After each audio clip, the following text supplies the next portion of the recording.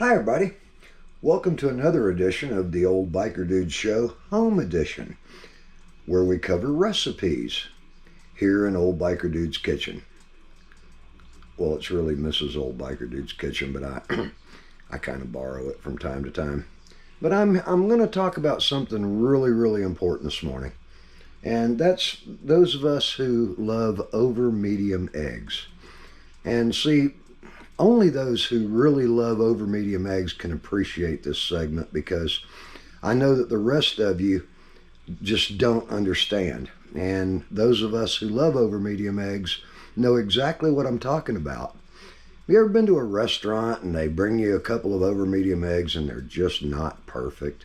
And you kind of pick through the part next to the yellow yolk and there's a little bit of white runniness, and you tell the server about it and they look at you like there's something wrong with you, and maybe even the cook looks at you from the window like, what's wrong with those? Only we know. A perfect over medium egg is a perfect over medium egg, and there is no substitute. So this morning I'm going to show you how to make a perfect over medium egg.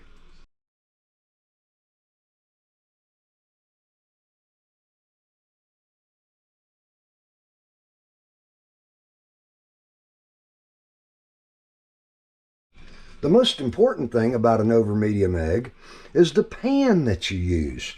Now, I prefer to use a Ninja. It's got a non-stick surface on it. But I also add to that by melting 1 teaspoon of a high flash point oil like avocado oil and a little bit of unsalted butter, and I put it on very low so that it covers the entire surface. And I melt that very slowly.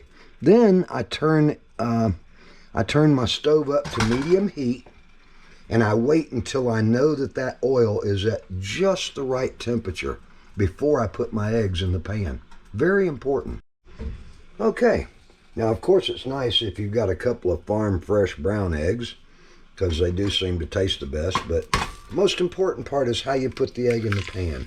And that's by separating it where the yellow is in as much of the middle as possible. And you should hear a little bit of crackling noise to show that your egg is at the right temperature. Now, what a lot of people do is they make the mistake of putting their egg in the pan and then they walk off and leave it. You can't do that.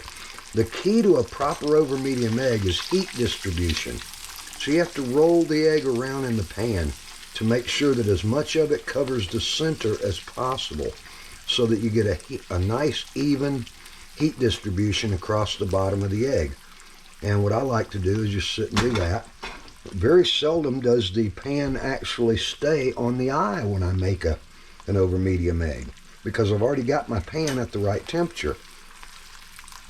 And then now the next key, of course, is knowing when to flip it. And I like to do this where the egg moves in a clockwise fashion around the pan. I usually get about 2 revolutions, and then I know that it's time to do the very most important part, which is flipping the egg. Now, there are people who can flip an egg, and there are people who cannot flip an egg. It's a very simple process. There we go. And by evenly just circulating the egg after the flip, I don't set it on the eye. I never leave it sitting still at this point. I'm going to simply roll it around in the pan constantly as it heats, because I don't want to scorch. I got a little bit of scorch on this one on the underside, but that's okay. But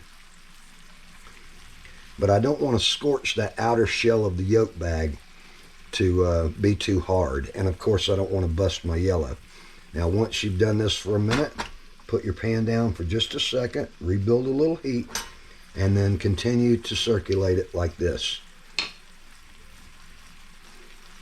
The whole process only takes about 2 minutes. But this is the key, heat distribution. And for those who think they can just set it on the stove, come back and flip it, that's why you're not able to make the perfect over medium eggs. And there are 2 of them right there. Now, to verify that these are two perfect over medium eggs, we're going to come back and cut right here. See the perfect yellow run, but yet the white part is solid and there is no runny white, as you can see. That's got a nice even cut, but yet when you poke your top, you've got a nice thick running yellow part. That is a perfect over medium egg.